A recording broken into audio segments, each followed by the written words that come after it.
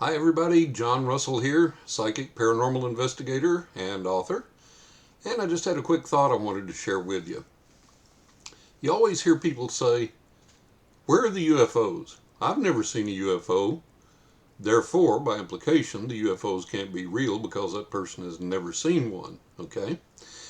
Well, guess what? I have been an outdoorsman my entire life, which unfortunately is getting to be considerable now at 67 years of age.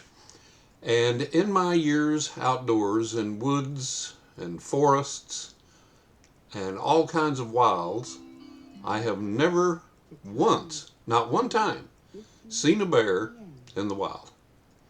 So by using that same logic, by that same extension of logic, UFOs aren't real. I've never seen one. If they're real, where are they? I've never seen one.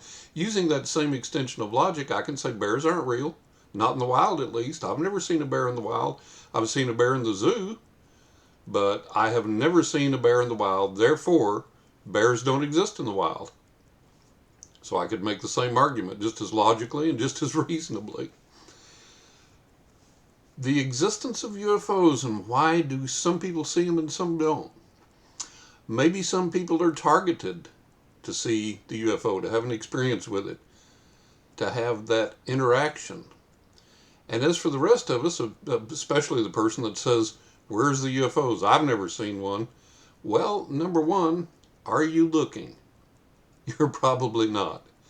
If you sit outside and you look at the sky and you sit out there for an hour and you're looking at your phone periodically, or you're just watching nature and you're looking around at this and looking around at that, a noise catches your attention, or either you talk to the neighbor, or maybe you're listening to music, you reach down, get your drink, have a drink.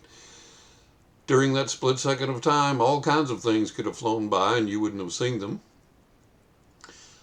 And so to realize what's necessary to view UFOs, we have to realize that's the first thing, is our attention span.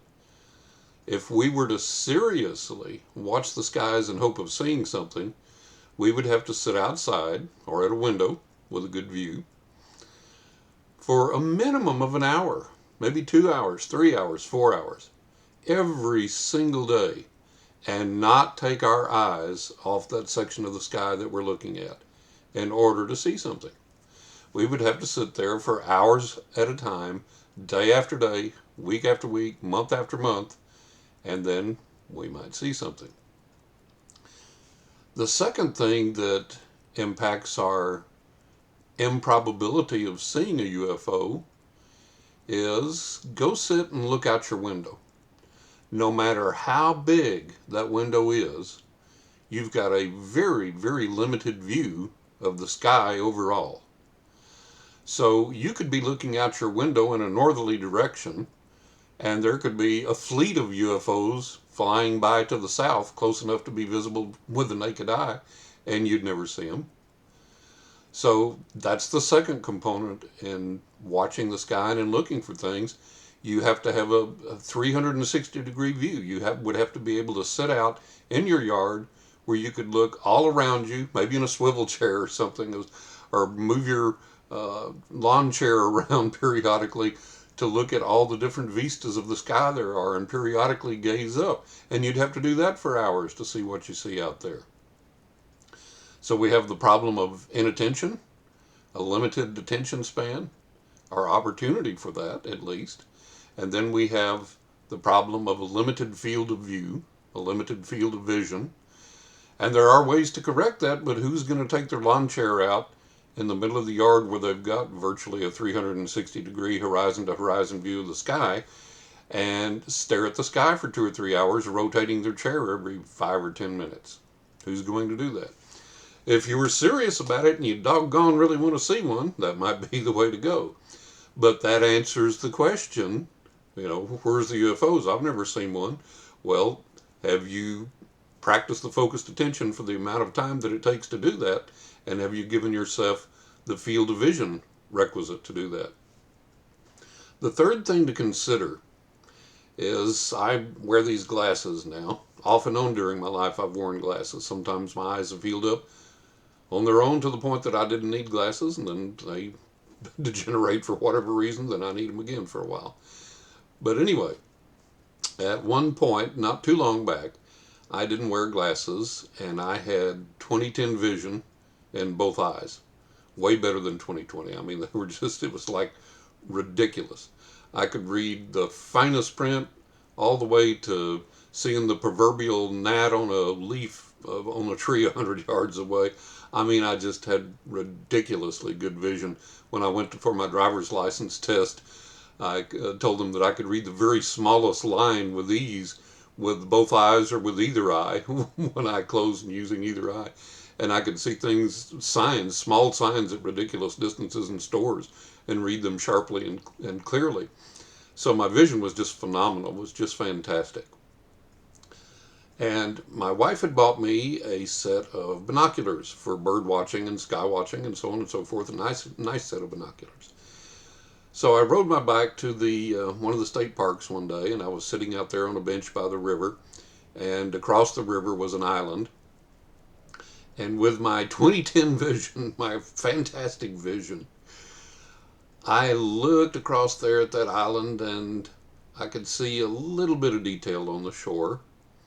And I looked all up around the trees on the island and the sky around the island and everything and didn't see anything other than just nature itself.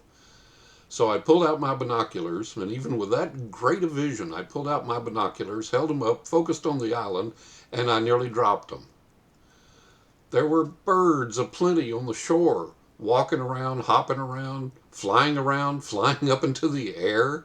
With the binoculars, I could see them flying in the air around the island. I lowered the binoculars down, couldn't see a thing, not even in the air. And then I put the binoculars back up, and sure enough, there are the birds flying around in the air around the island, hopping all around on the shore and everything. I was like, my word.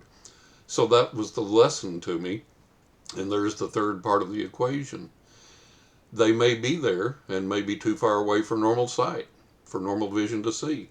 Just like planes fly out of sight when they fly by overhead, and they fly out of sight and we can no longer see them. So there could be relatively large craft that are flying around in clear blue skies, but just too far away for us to see. And maybe someone else somewhere gets that sighting because it's closer to them. Or maybe there's smaller craft and they more easily disappear in the sky as they get further away, just like those birds disappeared from my sight until I used the binoculars and saw that they were there. So the next time you say, well, where are the UFOs? I've never seen one. Spend enough time outside with enough attention on the sky to give yourself a chance to see one. Give yourself a wide enough field of view to see one. And maybe take some binoculars out to enhance your vision and train the binoculars on various parts of the sky so that you can bring things in closer to where you can see it, because there's a lot of things flying around in the sky that you can't see even with excellent vision just because of the limits of our vision. So there's a little tip, maybe a little help. I'm John Russell, and please visit my website, johnrussell.net. Click the subscribe button if you would. And I have to tell you, I got some really nice feedback from the Bloom Where You're Planted video I did the other day. And I got some really encouraging, really nice feedback from that, and both on comments on YouTube and in emails. And I really appreciate that. It really made me feel good, and I thank everybody for it. I appreciate it. Got a couple of really good books for you to read. Writing with Ghost Angels and the Spirits of the Dead, and my second book, A Knock in the Attic. You can find out more about those by clicking in the links below, or going to aknockintheattic.net or writingwithghosts.net. And I pray God's richest blessings on you. I hope you're feeling good. I hope you're doing good. I hope your money's holding out and that you're getting more money and that you're able to do the things you want and that you're enjoying life. Thanks for tuning in. I'll see you again soon. God bless.